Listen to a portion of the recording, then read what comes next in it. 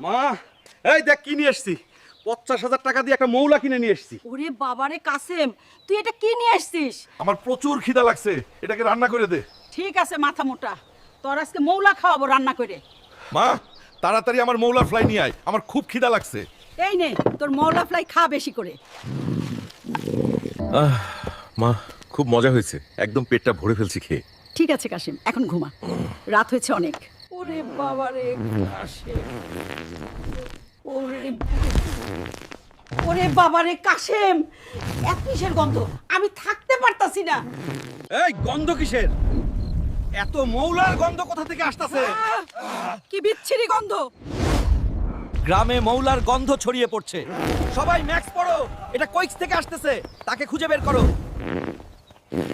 বাবা বাবা, আমাদের পাশের গ্রামে কাসেম সেই 50,000 টাকার বিশাল বড় মৌলা খেয়ে সে গ্রামে গন্ধ ছড়িয়ে দিছে।